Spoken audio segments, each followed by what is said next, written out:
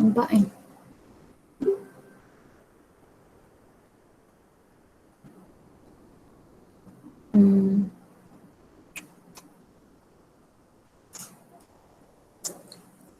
Boleh kan cikgu? Okey, boleh.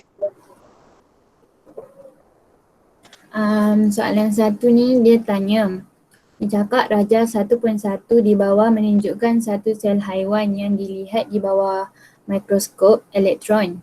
V, W, X dan Y adalah organel dalam sel haiwan sementara struktur Z boleh ditemui di dalam nukleus. Lepas tu soalan A1 dia tanya namakan organel V dan Y. So V ni mitokondrian. Yang Y ni pula jasad Golgi. Lepas tu soalan A2 dia tanya nyatakan fungsi organel V dan Y.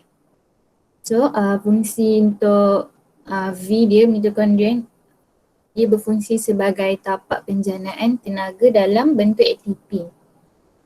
Kalau yang Y pula jasad Golgi dia berfungsi sebagai pusat memproses, membungkus, mengubah suai dan mengangkut bahan macam protein. Okay, lepas tu soalan B dia tanya struktur W memainkan peranan penting dalam pembahagian sel. Sekiranya sekiranya W gagal berfungsi, apakah kesan ke atas pembentukan sel-sel soma yang baharu? So struktur W ni nama dia centriole. Centriole. So yang ni kan dia tanya gagal berfungsi. So macam negative statement kan. So kalau ada negative statement, dia kata mesti ada perkataan tidak. So kesan dia ke atas pembentukan sel-sel soma yang baharu tidak dapat membentuk genteng gelendong semasa pembahagian sel. Maka sel soma yang baharu tidak dapat dihasilkan. Seterusnya soalan C. Dia cakap organel U merupakan organel berbentuk sfera yang terdapat pada struktur X. Lepas tu dia kata sintesis protein berlaku dalam organel ni. Lepas tu dia kata organel U merupakan organel berbentuk sfera kan. Terdapat dekat struktur X tu. So struktur X ni JEK, jalinan endoplasma kasar. So bila dia kata berbentuk sfera tu maknanya yang bulat-bulat yang melekat dengan dia tu. Yang tu nama dia ribosom.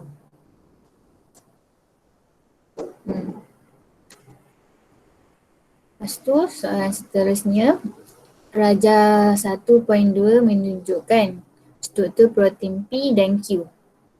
Lepas tu disuruh nyatakan aras organisasi bagi protein P dan Q. Dan kalau P kita tahu yang dia quaterner. Kalau Q pula sekunder. Ini dekat bab 4 form 4. Lepas tu disuruh nyatakan satu contoh protein P. So contoh protein bagi quaterner ialah hemoglobin. So soalan seterusnya. Soalan tu kata sutera merupakan salah satu contoh protein Q. Pakaian sutera menjadi berkedut apabila dibasuh menggunakan air panas pada suhu 65°C. So berdasarkan pernyataan di atas, cadangkan dua cara untuk mengekalkan kualiti pakaian sutera. So first, kita boleh kata basuh pakaian sutera dengan menggunakan air sejuk. Selain daripada itu, kita juga boleh tidak menjemur pakaian sutera secara langsung bawah cahaya matahari. Semua okey ke? Faham ke soalan satu? Okey. Lepas tu soalan 2 pula. Rajah 2.1 menunjukkan struktur membran plasma berdasarkan model Mosaic berdalih. Lepas tu soalan A1 dia kata namakan struktur yang berlabel X. So kalau dia berlabel yang ni je, dia fosfolipid. Lepas tu dia kata nyatakan satu ciri struktur X. So jawapan dia mempunyai bahagian kepala berkutub yang bersifat hidrofilik. Nak kata ekor dia pun boleh. So ada dua lah jawapan dia, kepala dengan ekor dia. Lepas tu soalan B1 tu dia tanya, dengan menggunakan anak panah pada Rajah 2.1 tunjukkan bagaimana ion kalsium bergerak merentasi membran plasma. So dekat Rajah 2 ni buat arrow, buat macam ni. So ion kalsium tu dia akan lalu dekat protein berbantu. Protein pembawa, silap. So nanti bila dah bila dah tunjuk anak panah tu nanti jangan lupa labelkan. Maknanya katalah ion kalsium tu dari sini, dari luar ni dia masuk dalam. So kena tulis ion kalsium ni. Lepas tu disuruh terangkan jawapan kita kan. Raja dia tulis muka surat kat sini. Nanti kalau tak faham ke ataupun tak dapat nak tangkap ke jawapan ni, so bolehlah rujuk soalan ni, muka surat ni. Okay, dia suruh terangkan tadi. So dia kata protein pembawa akan bergabung dengan ion kalsium pada tapak aktif dan protein pembawa akan berubah bentuk untuk menggerakkan molekul merentas membran plasma. Lepas tu proses ini melibatkan tenaga ATP kerana ion kalsium bergerak menentang kecurunan kepekatan. Ada 3 markah. Lepas tu soalan seterusnya, soalan C dia kata Rajah 2.2 menunjukkan seekor ikan laut yang disimpan dalam akuarium yang berisi air tawar. Lepas tu dia cakap selepas beberapa jam ikan tersebut mati, terangkan. So ikan laut ni dia macam ikan laut garam kan, so dia hypertonic. Zat ketalutan dia tinggi, macam tu lah. Itu air tawar ni dia hypo, sebab zat ketalutan dia rendah. So jawapan dia, sel-sel ikan laut hypertonic berbanding air tawar. Maka apabila air tawar meresap masuk ke dalam sel ikan secara osmosis, sel akan mengembang dan meletus. Ia kerana sel ikan laut tidak mencapai keseimbangan osmosis dengan persekitarannya. Ini topik form 4. So bolehlah buka buku teks form 4. Jawapannya ada kat muka surat ni.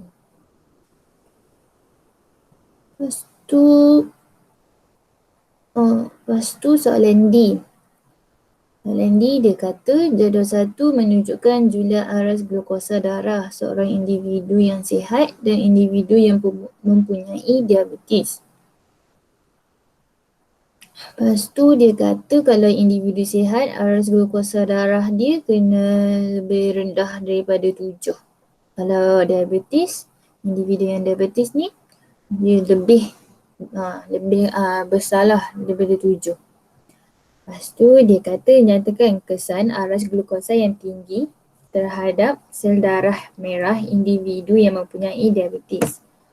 So jawapan ni boleh dapat dekat soalan muka surat 52. Buku teks form 4.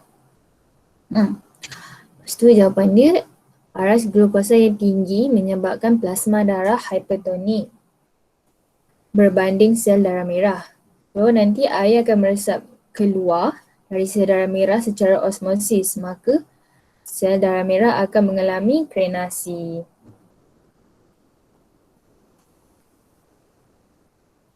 Semua okey ke? Laju sangat ke? Baik.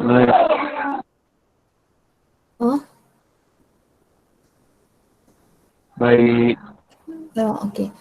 Tapi kalau siapa yang macam kalau Raja cakap laju ke tak dapat nak tangkap jawapan dia, kan ada muka surat kan kat situ. Nanti korang boleh tanda je kat soalan tu. Jadi korang habis kelas korang boleh baca, cari balik jawapan. Lepas tu soalan 3 dia kata meiosis dibahagikan kepada 2 peringkat pembahagian sel iaitu meiosis 1 dan meiosis 3.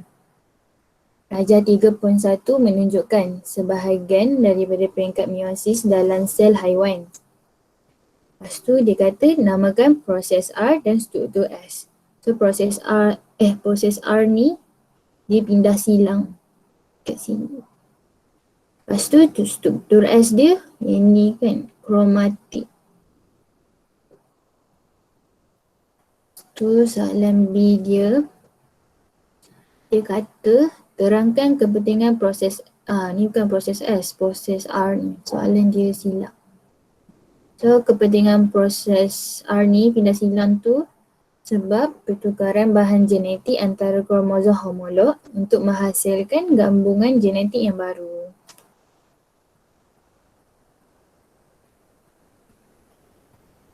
Lepas tu soalan C dia kata darjah 3.2 menunjukkan satu fasa dalam meiosis.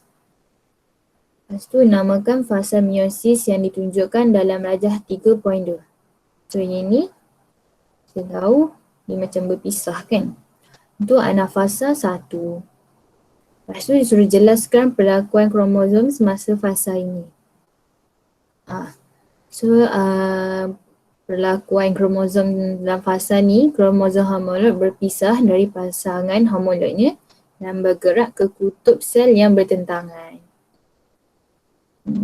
Boleh rujuk soalan, boleh rujuk dalam muka surat 100, buku teks form 4. Lepas tu disuruh huraikan kesan kepada bilangan kromosom sekiranya struktur X tidak berfungsi. Tu jawapan dia, gamet mempunyai bilangan kromosom yang tak normal, tidak normal kerana kromosom gagal berpisah. Okey semua? Okey je. Lepas tu soalan D, dia kata darjah 3.3 menunjukkan perkembangan kanser dalam seorang pesakit. Sel kanser akan merebak dan memusnahkan sel-sel normal di sekitarnya. Kanser yang tidak dikesan pada peringkat awal akan menyebabkan kerosakan organel dan akhirnya membawa maut. Ni gambar dia. Sel kanser terbentuk apabila sel normal terdedah kepada mutagen. So ini tisu normal kan. So sini tumor, apa nama sel kanser tu lah kan. So sel kanser tu makin lama dia merebak. So ini salur darah dengan salur limfa dalam ni lah, dalam organ ni. So yang apa ni, yang bulat-bulat tu yang macam masuk tu itu sel kanser. So bila dia dah merebak kan, so macam lagi banyak sel-sel kanser tu masuk dekat salur darah dengan salur limfa tu yang boleh merebak jadi besar tu. So sel kanser yang merebak ke organ lain. Okay, lepas tu soalan tu ditanya dengan menggunakan contoh yang sesuai, huraikan bagaimana mutagen menyebabkan pembentukan sel kanser. So jawapannya sinaran radioaktif dan carcinogen. Selain daripada jawapan ni, sinar gamma, sinar X, bahan kimia. Ada soalan ni ke? Macam tu lah. Apa nama, carcinogen tu dia macam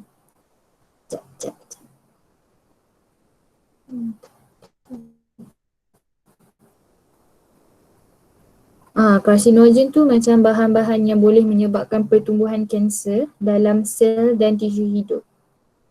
Ini disebabkan kebolehan bahan-bahan ini untuk merosakkan DNA atau mengganggu proses metabolik sel.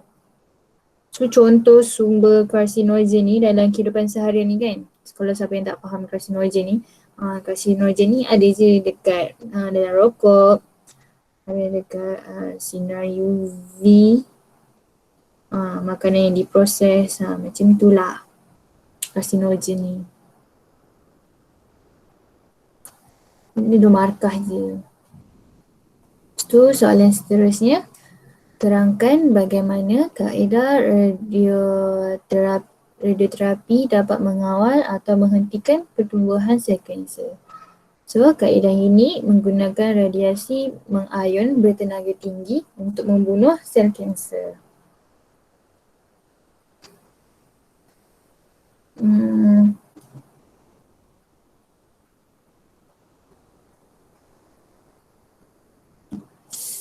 Lepas tu soalan 4. Soalan dia kata tumbuhan bergerak balas terhadap rangsangan dalam bentuk pertumbuhan. Arah pertumbuhan dalam gerak balas tumbuhan bergantung kepada arah rangsangan. So, soalan A1 ni ditanya, namakan jenis gerak balas berdasarkan pernyataan di atas. So, bila dia kata ni, pernyataan dia, jawapan dia tropisma. Tu soalan kedua dia, namakan hormon yang terlibat dalam gerak balas yang dinyatakan di E1. So dia hormon yang terlibat ialah hormon auksin.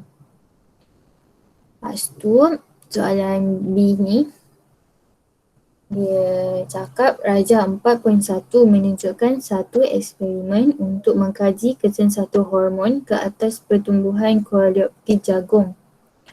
Lepas tu soalan ni diminta pada Rajah ni, kotak ni, lukiskan pemerhatian selepas 1 hari. Sini koleoptil tu, so nanti koleoptil tu nanti dia tutup dengan aluminium, hujung ni, bahagian atas ni, pasal dia sumber cahaya. Lepas tu after 1 day tu, gambar ni Raja dapat kat buku teks. Tu bolehlah tengok. Tapi ni anak panah dia patutnya ke arah atas tau, sebab dia koleoptil ni tumbuh tegak ke atas. Ini arrow ni dia nak tunjuk arah apa, sumber cahaya kot. Tapi nanti korang buat jawapan dia arrow dia ke atas sebab dia tegak tumbuh ke atas. Lepas tu dia suruh terangkan jawapan kenapa dia ni tumbuh ke atas kan, koleoptil ni. So jawapan dia boleh dapat dekat muka surat 165 form 5. Form 5. So jawapan dia, auksin dihasilkan di meristem apex pada hujung koleoptil. Apabila hujung koleoptil yang ditutup dengan kepingan aluminium itu tidak dapat menerima cahaya, maka auksin akan meresap ke zon pemanjangan dan koleoptil akan tumbuh tegak ke atas. So soalan C dia, Rajah 4.2 menunjukkan percambahan biji benih jagung. So berdasarkan peranan hormon tertentu, bandingkan gerak balas yang ditunjukkan oleh pucuk dan akar. Gambar ni pun rasa tak ada je lampu teks. So dia 4 markah. Persamaan dia untuk gerak balas ni, pucuk dengan akar ni, persamaan dia pucuk dengan akar ni menunjukkan tidak balas geotropisma. Lepas tu, kedua-dua pucuk dan akar ni dipengaruhi oleh auksin. So perbezaan dia pucuk ni membengkok dan tumbuh ke atas, manakala akar membengkok ke bawah. Ni. Nampak tak dia kata pucuk muda? Pucuk muda ni dua-duanya ke atas. Lepas tu yang radical ni, akar muda, yang ni semua nampak dia ke arah bawah. Sebab dia pucuk menunjukkan geotropisma negatif, manakala akar menunjukkan geotropisma positif. So siapa yang tak faham soalan ni, bolehlah baca balik kat muka surat ni. Lepas tu soalan D, dia kata Rajah 4.3 menunjukkan teknik yang digunakan oleh petani untuk menghasilkan anak benih baru melalui keratan batang. Lepas tu terangkan teknik yang ditunjukkan dalam Rajah 4.3. So, korang tengok kat gambar tu, keratan batang tu kan yang dah potong tu, dia sapu kan, dia macam celup sapu dengan serbuk penggalak akar. Lepas dia dah ni, dah letak kat keratan batang tu, dia keratan tu cocok dalam tanah. Lepas tu lepas after few weeks, dia anak benih, itulah dia tumbuh, dapat anak benih baru. So, serbuk penggalak akar ni dia mengandungi hormon auxin yang merangsang pertumbuhan akar adventitious pada keratan batang yang akan menghasilkan anak benih baru. Ni pun ada dekat muka surat 169. Buku teks form 5.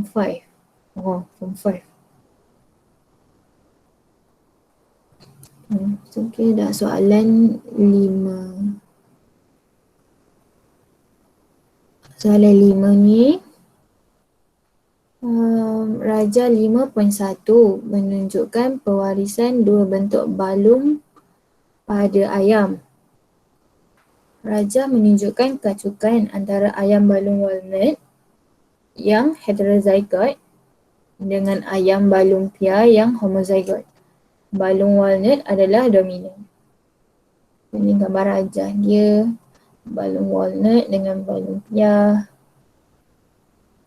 Gamit diorang dipersenjawakan kan. Lepas tu dapat anak-anak dia. Lepas tu dia kata bentuk balung dikawal oleh sepasang alien. Kedua-dua menunjukkan alien yang terlibat. So huruf B besar ialah alien dominan dan B kecil alien recessive. Lepas tu dia kata tuliskan genotik bagi ayam berikut. So daripada soalan ni kita boleh dapat tahu kan, dia kata yang walnut ni heterozygote. So kalau heterozygote maksudnya alien dia tu berbeza. So maybe dia ada T besar, B besar, B kecil macam tu. Lepas tu yang balung pia ni pula homozygote. Homozygote maksudnya alien dia sama ada dua-dua T besar ke, dua-dua T kecil ke, macam tu lah. Dominan maksudnya huruf besar lah, macam ni. Lepas tu dia kata tuliskan genotik. Kalau genotik ni maknanya tulis huruf tau, huruf alien tu. Kalau dia kata fenotip, baru kata nama. Lepas tu yang untuk ayam S kan yang ni, balung walnut S ni genotik dia B besar, B kecil. Lepas tu yang U pula, anak dia ni B kecil, B kecil. Lepas tu ni kena lukis rajah skema untuk menunjukkan trait anak yang terhasil jika S dan V dikacukkan. Ni S dengan V. Spesies yang sama kan, walnut. Lepas tu Sekejap.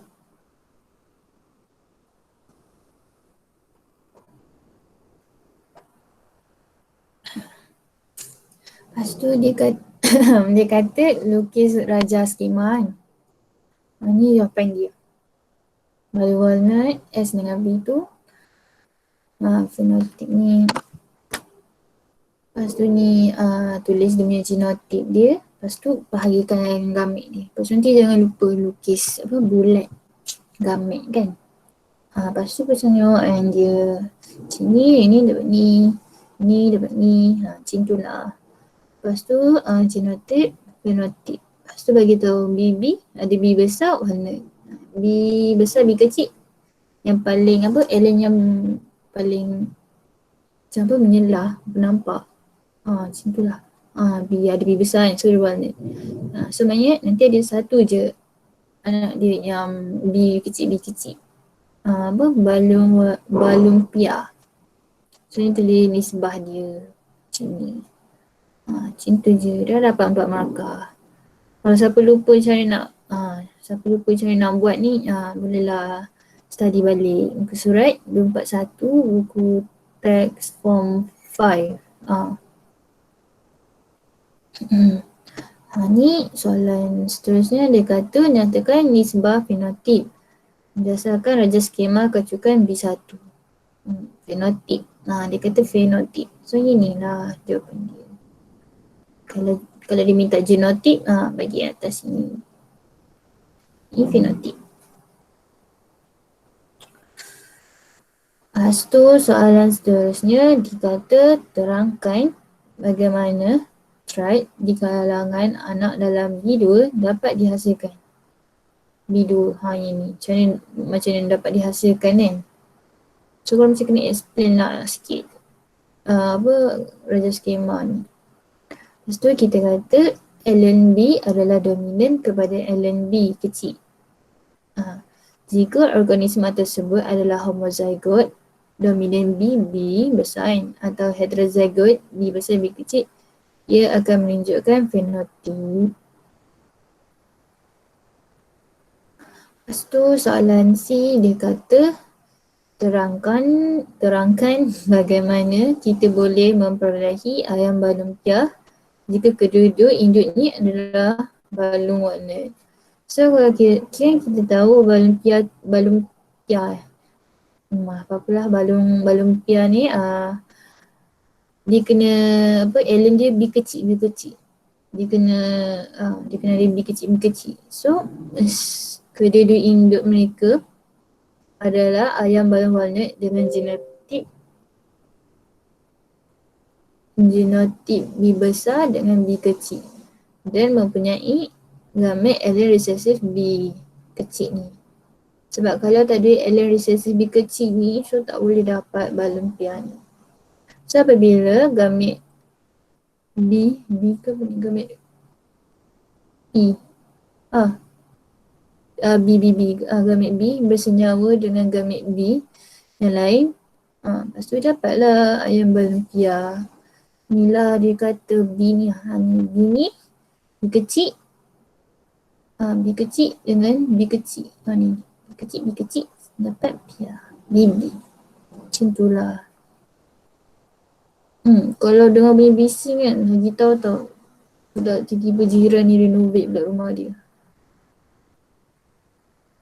Lepas tu dah dekat bahagian B. Lepas tu bahagian B ni, soalan 6 ni, dia kata rajah 6.1 menunjukkan keratan rentas memanjang jantung manusia.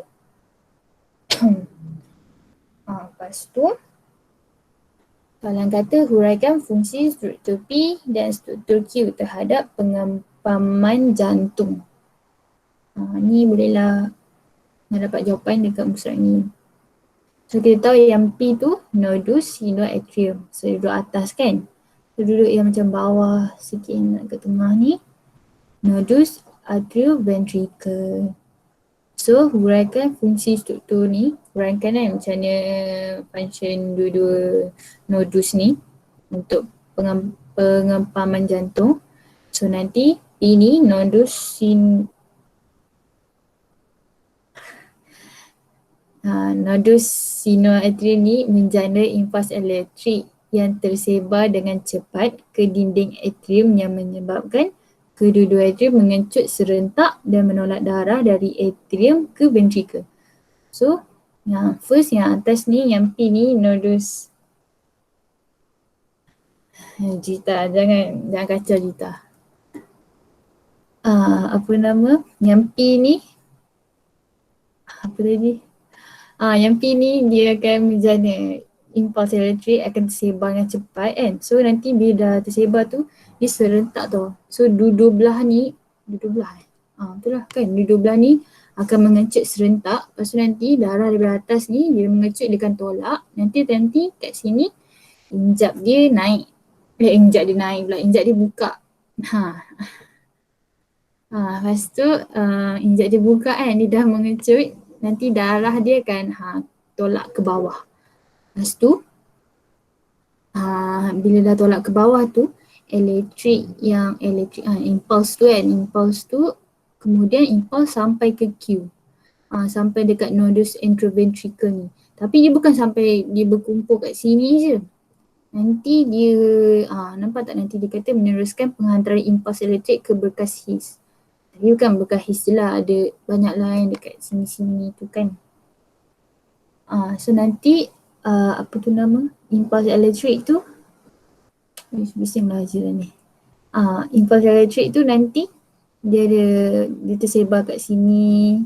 Inilah yang sekeliling bawah ni, kat sini semua kan. Lepas tu ini menyebabkan ventrikel mengecut secara serentak dan pengecutan ventrikel kanan mengempam darah ke paru dan pengecutan ventrikel kiri mengempam darah ke seluruh badan. Macam itulah.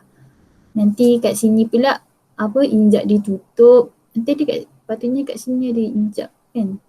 Nak untuk bawa ke paru. Kat sini pun nanti dari darah sini kan dia mengecut. Patutnya laluan kat sini kan. Allah. Laluan kat sini dia nanti dia pergi kat seluruh badan kat sini. Seluruh badan yang ni masuk sini. Dia pergi kat apa tu nama? Paru macam itulah. Siapa yang tak faham ke tercakap laju kan, pergilah slide ni baca balik. Lepas tu soalan rajah 6.2 menunjukkan pusat kardiovaskular di dalam medula oblongata dan kedudukan reseptor X di mana arteri karotid dan aorta. Ini gambar rajah dia. Lepas soalan kata berdasarkan rajah 6.2 terangkan peranan reseptor X ini kan, reseptor X ni dan medula oblongata dalam mekanisme kawalatur tekanan darah di dalam badan. Soalan ni pun boleh cari jawapan dekat muka surat 18 dengan 19. Lepas tu jawapan dia, apabila tekanan darah menjadi tinggi dari tahap normal, baru reseptor akan mengesan dan menghantar impuls ke pusat kardiovaskular di medula oblongata di otak. Kat sini. Dia punya pusat kardiovaskular tu kan. Lepas tu pusat kardiovaskular tu dia akan menghantar impuls ke jantung menyebabkan pengecutan otot kardium berkurang dan otot lincir mengendur. Maka tekanan darah berkurang dan kembali normal. Itu je. Macam itulah. Okay. Kalau bising tu beritahu Sorry. Lepas tu soalan B dia kata rajah 63 menunjukkan dua jenis salur darah P dengan R. Bandingkan salur darah P dengan R dalam menjalankan fungsinya dengan cekap. Contohnya aliran darah. Tengah ni apa? Sel kot. Bolehlah tengok kat buku teks kan. Surat 13. So kita buat perbandingan dia. Salur P ni arteri, yang salur R ni vena. Salur P, arteri ni dinding dia berotot tebal. Kalau R pula dinding berotot nipis. Kalau lepas tu dia lumen kecil, ini pula lumen besar. Lepas tu dia mengangkut darah beroksigen. Kalau yang vena pula mengangkut darah tiada oksigen. Lepas tu dia mengangkut darah keluar dari jantung. Kalau yang R pula mengangkut darah ke jantung. Lepas tu yang arteri ni dia tak mempunyai injap.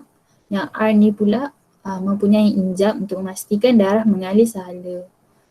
Kalau kalau bahagian B kertas 2, kalau nak jawab dalam kotak mesti ada macam 2 kolom je. Tak boleh ada 3 kolom. Kalau 3 kolom salah. Macam yang kat tengah ni kan, nak bagi bagi tahu ciri-ciri dia. Macam itulah, kena buat 2 kotak je nanti. So jangan silap lah nanti nak jawab exam. Lepas tu rajah 6.4 menunjukkan enapan kolesterol yang berlaku di dalam salur darah P seorang individu. Ni salur darah kan dekat apa ni, jantung. Dinding salur darah P ni nampak ada enapan kolesterol. Lepas tu dia kata berikan satu gaya hidup individu tersebut. Kan maksudnya reason kenapa boleh jadi macam ni kan, apa yang dibuat kan orang tu. Lepas tu terangkan masalah kesihatan yang dihadapi oleh individu tu. So gaya hidup yang individu tu buat kan. So dia mengambil pengambilan tinggi glukosa ataupun lemak, ataupun dia selalu merokok kan. Lepas tu masalah kesihatan dia akan mendapat penyakit arteriosclerosis. Selain tu, dia juga boleh mengalami serangan jantung ataupun kadar respirasi sel menurun dan pengurangan bekalan oksigen kepada otot jantung. Kan dia dah enapan kat kolesterol ni kan. So nanti darah nak lalu semua macam susah kan. Sebab dia kecil je laluan. So bila macam kecil kan, bila kecil laluan ni pula nanti kan bagi dia tekanan tinggi dekat salur darah ini. Aduh. Macam tu lah. Nanti kalau dia still continue kan, tak jaga dia punya pengambilan makanan ke gaya hidup dia kan. Nanti kalau tiba-tiba kolesterol ni macam dah tutup salur ni, nanti darah tak nak lalu kan. So bila darah tak lalu kan macam berkumpul situ. Nanti sakit jantung ke, serangan jantung kan. Macam tu lah. Lepas tu soalan 7. Soalan 7A. Dia kata proses persenyawaan berlaku antara satu ovum dengan satu sperma dalam tiub falopio seorang wanita. Apabila satu sperma berjaya menembusi ovum, perubahan berlaku pada membran ovum yang menghalang kemasukan sperma yang lain. Nanti zygote terbentuk. Dia dah bagi gambar rajah ni kan. Dia tunjuk ni ovari, nanti ovum tu keluar, lepas tu sampai kat sini nanti ada sperma tu, persenyawaan, lepas tu nanti dia zygote, dia lalu dekat tiub falopio, dia lalu sampai dia lalu nanti sel dia bermitosis. Lalu tu dah jadi lepas tu lalu nanti dia menempel macam tu. Lepas tu Raja 7.1 menunjukkan perkembangan zygote dalam sistem pembiakan perempuan. Berdasarkan rajah di atas, terangkan peringkat awal perkembangan zygote dalam manusia sehingga zygote tiba di uterus. Ni pun boleh tengok buku surat 195 dengan 196 dekat buku teks form 5. So ni Nina Martha. So nanti kita cerita dari first step dia. Nukleus ovum bersenyawa dengan nukleus sperma untuk membentuk zygote yang diploid. Ini. Lepas tu zygote tu kat sini kan, yang ni. Zygote ni akan membahagi menjadi 2 sel, 4 sel, 8 sel, 16 sel dan yang terakhir jadi 32 sel. Ini kot, ini 32 sel. Lepas tu bila dah jadi 32 sel tu dia tak panggil zygote dah kot. Dia jadi dan dia gelar morula. Macam tu. Lepas tu nanti sepanjang dia nak membesar tu kan, dia nak bermitosis tu, embrio mendapat nutrien dari rembesan kelenjar sepanjang tiub falopio. Sambil dia lalu nak mitosis tu kan, nanti dapat nutrien. Lepas tu apabila morula sampai ke uterus dan menjadi bentuk sfera berongga yang disebut blastocista. Kat sini, inilah ni blastocista ni. Sini blastocista. Lepas tu pada hari yang ke-6, embrio mula menempel pada endometrium. Kemudian blastocista membentuk unjuran-unjuran seperti jari yang dinamakan villus trophoblast. So villus ini akan bertanggap ke dalam endometrium. Dia melekat macam tu. So macam itulah cerita dia. So nanti tengok je gambar rajah ni, cerita satu-satu apa jadi. Sampai dia menempel. Lepas tu sekejap nak minum air.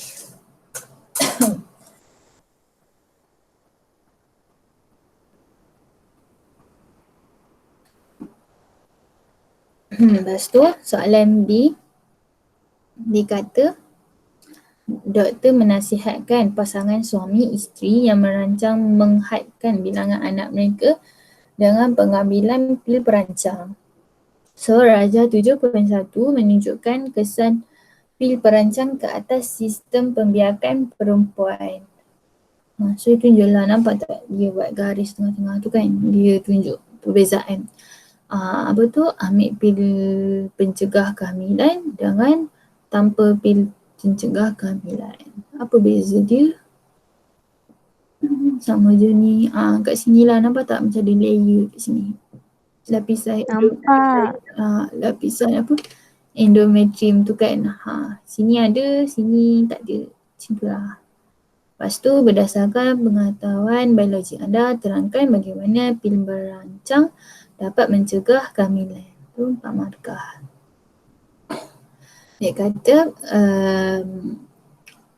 pil perancang mengandungi 2 hormon, iaitu estrogen dan progesteron. Ia bertindak menghantar isyarat kepada otak untuk berhenti mengeluarkan hormon perangsang folikel iaitu FSH dan hormon pelutinan LH. So, tanpa FSH dan LH, tiada ovum yang akan dibebaskan. Maka, tiada ovum yang boleh disenyawakan oleh sperma. Macam tu je. Lepas tu, soalan C, dia kata Rajah 7.3 menunjukkan sperma yang dihasilkan oleh seorang perokok dan bukan perokok. So yang A ni bukan perokok, yang B ni orang yang merokok. So ni kiraan sperma dia kan, kita tengok gambar rajah dia. Ini macam banyak kan bilangan sperma dia, ini sikit. Ini rupa bentuk dia macam normal, ini macam tak normal, nampak tak? Macam kepala dia ni macam kecil lah, ekor dia macam tu lah. Lepas tu pergerakan sperma je, ini macam straight je kot. Ini macam, nampak tak ekor dia macam pusing mungkin. Macam tu lah. Lepas tu, apakah kesan merokok terhadap tahap kesuburan seorang lelaki? Cadangkan cara-cara mengatasi masalah tersebut. 4 markah. Lepas tu jawapan ni korang boleh tengok dekat gambar rajah ni. Bandingkanlah kiraan dia, bilangan dia, kiraan rupa dia, pergerakan dia. Dia punya tahap kesuburan dia kan untuk orang yang merokok. So, tabiat merokok akan mengurangkan kesuburan bagi seorang lelaki berbanding dengan orang yang tidak merokok. Sebab merokok juga akan mengurangkan pengeluaran sperma.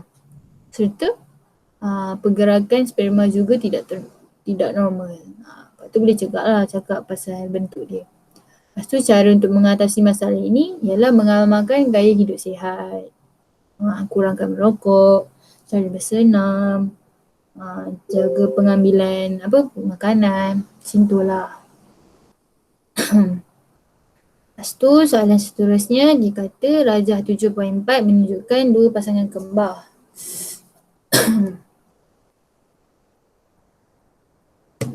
Kembar kan, dia kata berdasarkan pengetahuan biologi anda, bincangkan perbandingan antara kedua-dua pasangan kembar tersebut.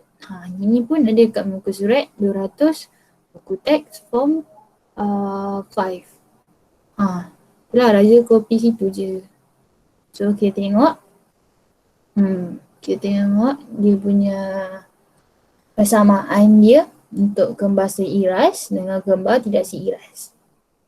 Persamaan dia, perkembangan fetus berlaku di dalam uterus. Lepas tu fetus pula menerima oksigen dan nutrien daripada darah ibu. Dua-dua tu sama je dapat. Dua-dua tu berlaku kat uterus ibu, lepas tu dua-dua pun dapat oksigen. So perbezaan dia pula untuk kembar seiras dengan kembar tidak seiras.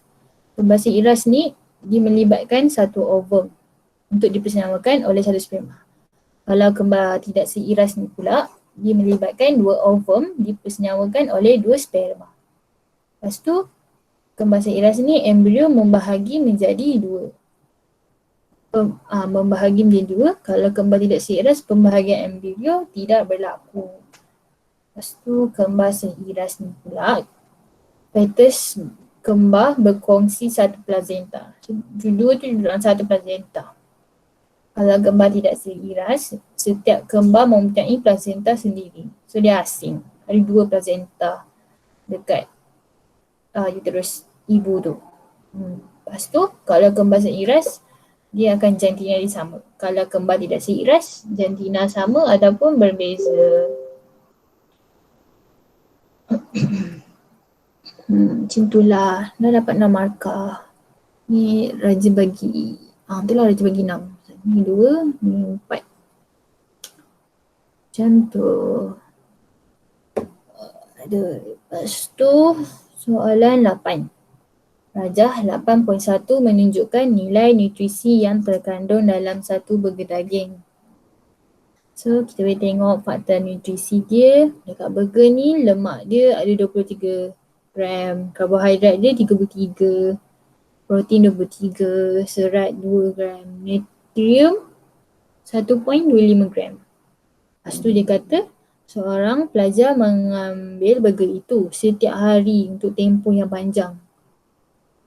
Lepas tu dia kata terangkan kesan pemakanan tersebut ke atas kesihatannya. Lepas tu dia suruh beritahu kesan. Lepas tu dia kata cadangkan bagaimana nilai nutrisi burger boleh diperbaiki. Kan soalan dia minta 2. Cadangkan macam mana nak baiki nilai nutrisi tu dengan kesan pemakanan. Bolehlah bagi 5 ke 4. 4-6 ke macam itulah. Total 10 markah. Topik ni dekat muka surat 112 sampai 117. Buku teks form 4. Yang tu pasal tu lah, pasal vitamin-vitamin kat situ je. So kesan pemakanan dia. First point dia, daging burger mengandungi lemak yang banyak. Untuk first point dia. Second, akan mengakibatkan pembentukan plak pada dinding saluran darah. Macam soalan tadi tu kan, yang dekat jantung tu. Lepas tu, poin yang ketiga, kesannya pelajar ini akan mendapat penyakit arteriosklerosis. Okay, next. Lepas tu boleh kata roti mempunyai kandungan karbohidrat. Okay, itu first, next point dia. Lepas tu, di mana ia adalah sumber tenaga utama kepada badan. Okay, itu next point dia. Tapi makanan yang mengandungi karbohidrat yang berlebihan akan menyebabkan obesiti. Lah makan banyak-banyak. Kalau nak makan banyak-banyak bolehlah, tapi bersenam lah kan. Lepas tu, macam ni macam ada 3 point. Sini ada 3 point. So macam kesan pemakan ni 6 kot. 6 point. Lepas tu, dia kata cadangkan untuk memperbaiki nilai nutrisi burger daging. So untuk memperbaiki nilai nutrisi burger daging tu, kita boleh kata menambahkan pelbagai jenis sayuran. Tu kat situ ada 1 point. Lepas tu boleh bagi contoh dia. Contohnya yang mengandungi kalsium yang tinggi. Second point. Lepas tu bagi huraian dia kan, sebab kenapa. Ini kerana dapat membantu dalam mekanisme pembekuan darah. Lepas tu, next dia pula boleh menggunakan roti berserat tinggi. Ini kerana serat mempunyai daya penyimpanan air yang tinggi dan dapat menurunkan aras kolesterol dalam darah.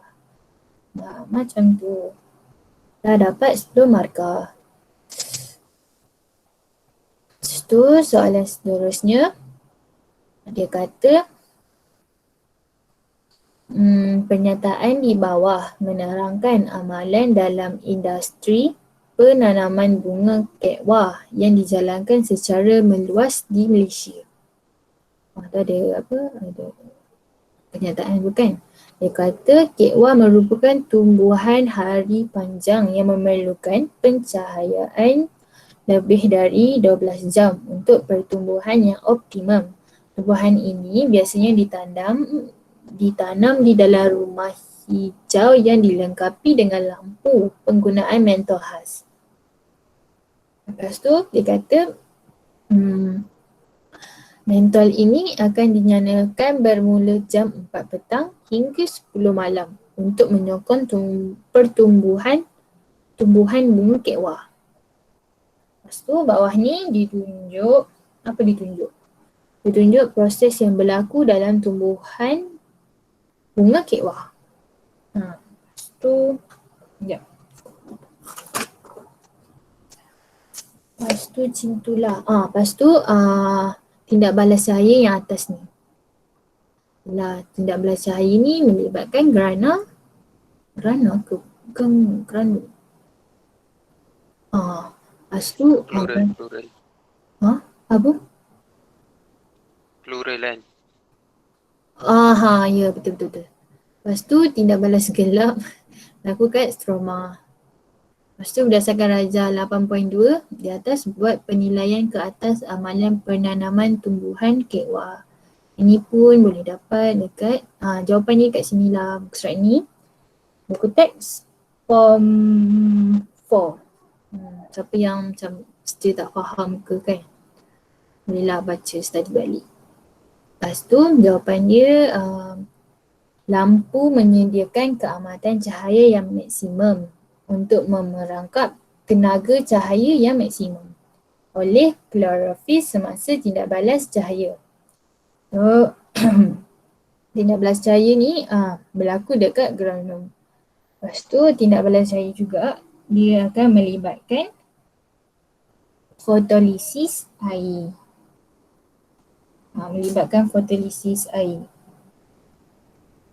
Penghasilan ion hidrogen dan ion hidroksil. Sebenarnya molekul air tu kan, mana? Air ni, molekul air ni dengan tenaga cahaya klorofil tu akan dapat hidrogen dengan hidroksil. Itulah. Lepas tu atom hidrogen digunakan dalam tindak balas gelap. Nampak tak ni arrow dia? Di sini atom hidrogen kan, dia pergi untuk tindak balas gelap untuk bawah ni.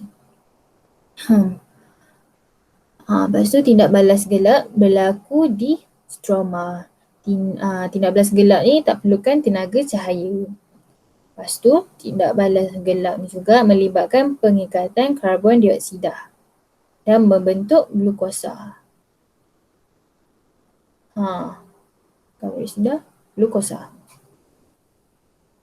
Lepas tu molekul glukosa bergabung membentuk kanji, lipid dan protein. Macam tu je. Kalau tak faham tu bolehlah pergi surat ni baca, study balik. Macam itulah. Okay, lepas tu dia kata soalan last kan, soalan 9 last. Dia kata Rajah 9.1 menunjukkan perubahan yang berlaku kepada sebuah tasik selepas 20 tahun. Lepas tu dia beri gambar, tengoklah perubahan dia, nampak tak? Ni macam nampak air, tak nampak sangat kan tumbuh-tumbuhan tu dekat dalam air kan. Lepas tu after 20 years, nampak tak? Dia macam dah tutup kan tasik tu, penuh dengan tumbuhan lah, bunga macam tu kan. Ni kalau tasik pula, nampak tak? Tasik ni mula macam besar je. Lepas tu tak banyak pun pokok-pokok macam rumput tepi tu. Tanah dalam ni kan, yang bawah ni pun ni sikit je, nipis je. Lepas tu after 20 years size ni pun dah makin mengecil. Lepas tu nampak dia punya layer bawah ni pun dah makin menebal. Tu dah banyak dah pokok tepi tu. Lepas tu dia kata terangkan perubahan tersebut dan kesan terhadap ekosistem dan ekonomi penduduk setempat. Lepas tu perubahan dia, tumbuhan terapung sebagai penyasar. Sebagai penyasar. Lepas tu bila tumbuhan ni dah terapung sebagai penyasar kan, atas ni dia akan menghalang cahaya sampai ke dasar tasik. So tumbuhan tenggelam ni kat dalam air ni tidak dapat menjalankan fotosintesis dan mati. Bila dah mati tu, humus akan bertambah dan tasik menjadi cetek. Itulah nampak tak tu cetek. Lepas tu pun saiz dia pun kurang kan. Lepas tu tasik pun mula mengering. Lepas tu dah bila kering, tidak sesuai untuk tumbuhan ataupun hidupan akuatik. Tu perubahan dia. Kalau kesan dia terhadap ekosistem dan ekonomi, hidupan akuatik dekat tasik tu pun akan berkurang. Ekosistem tasik berubah menjadi ekosistem paya ataupun darat. Sebab dia dah cetek kan. Tasik pun dah kering. So yang jadi ekosistem darat tu lah. Lepas tu rantai makanan akuatik pun terganggu. Itu ekosistem. Untuk ekonomi penduduk setempat, pertambahan pokok menjadikan kualiti udara bertambah baik. Sebab kan ni banyak kan pokok. Bila banyak pokok, banyak lagi diserap karbon dioksida dan membebaskan oksigen. So tu yang dia kata kualiti udara bertambah baik. 10 markah. Lepas tu soalan last, dia kata Encik A berhasrat untuk membina sebuah rumah berkonsepkan bangunan hijau. Darjah 9.2 menunjukkan lakaran rumah yang dilukis oleh seorang arkitek Encik A. Ini rumah dia. Lepas tu dia kata, berdasarkan pengetahuan biologi anda, cadangkan elemen-elemen bangunan hijau yang perlu ditambah pada lakaran ini supaya dapat memenuhi impian Encik A. Terangkan jawapan anda. So Encik A ni dia nak buat konsep bangunan hijau kan. So jawapan dia ada 10 markah. Kita boleh kata rumah ni kita cat dinding dia guna warna yang cerah. Sebab untuk mengurangkan penyerapan cahaya dari sinaran matahari. So kalau guna warna cerah, so macam rasa macam lagi sejuk lah kan kat rumah tu. Kalau warna gelap kan serak haba je macam cepat panas. Lepas tu buat membina takungan air hujan supaya dapat menjimatkan air dan ia boleh diperbaharui. Seterusnya, meletakkan panel solar pada bumbung agar dapat menjimatkan penggunaan elektrik. Seterusnya, menanam atau meletakkan pokok hijau di sekeliling rumah supaya tumbuhan dapat menyerap lebih banyak karbon dioksida. Selain itu, dapat menjadikan rumah lebih sejuk. Last sekali, banyakkan bilangan tingkap untuk pengudaraan dan rumah akan menjadi lebih dingin secara semula jadi. Okay, dah siap. Dah habis.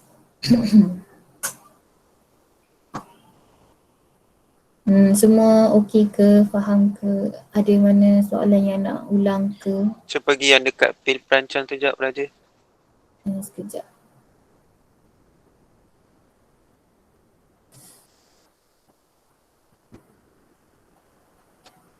Oh, ini.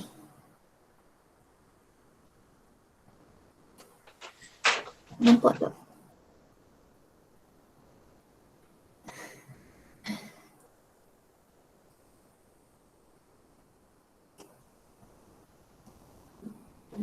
Kalau tu kan, dia masih hide lagi ke tak? Kalau ambil pil perancang tu.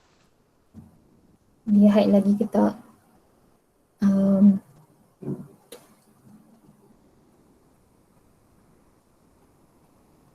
Tak sure.